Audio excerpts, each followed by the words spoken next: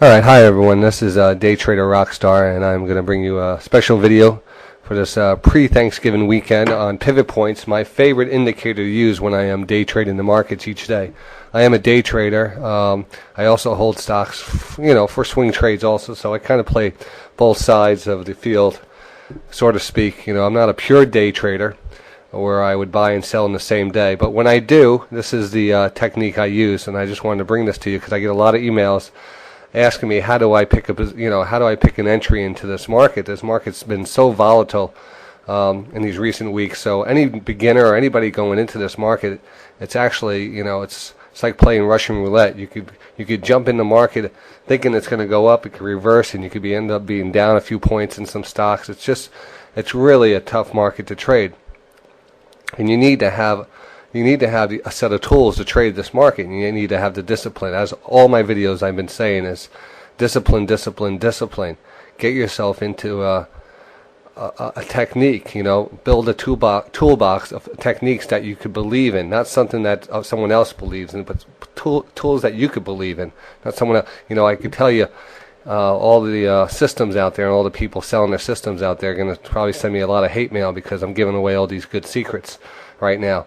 But it's not a secret. These things should be free. It's just you take some research. It takes some some dedication and practice, and it's very easy to day trade these markets. It's all about discipline and money management. All right, so let's move on. So like I said, one of my favorite indicators to use when I'm trading intraday, meaning I'm not holding over something over the night, is using pivot points. I love them. I mean, they work. They work. That's all I could say. They work because the big players use them. The big market, experienced market traders use them. The floor traders use them. All right. So hence they, the stocks react to them. And you always wonder why a stock reacts to a certain level. Well, this is one of the reasons why.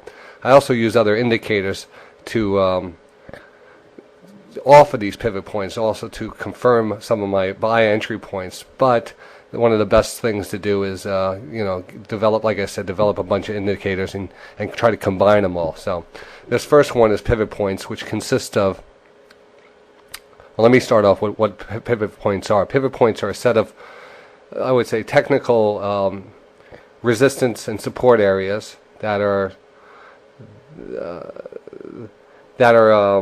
calculated by using the previous day's high, low, and close. And there's some other calculations that people use also. You also use the opening price, and there's some other exotic calculations for people's certain pivot points and stuff. But this is pretty much the basic one, which is used throughout the markets. It's basically the previous day's high, low, and close. And you determine these set of support and resistance line. You have resistance 2, resistance 1, the pivot point, which is the main one, and support line 1 and support line 2, and the market reacts off of these things. And I'll give you a fast little, for those people who want to know how to calculate their own pivot points. You don't really need them. There's a lot of calculators out there. Just go to Google and calculate pivot points, but just a fast, that's basically it. I wrote it out here. For you technical people, like to have these little things and work on them on your own and play with them. So that's basically it right there. All right. So getting back to this, my technique for trading pivot points, and this is again very basic. I'm only limited to a certain amount of time on these YouTube videos, so I can't go into a more in-depth video for you. So I'm just going to actually just show you some examples of how these work, and hopefully follow up on a second video if anybody has any questions. All right.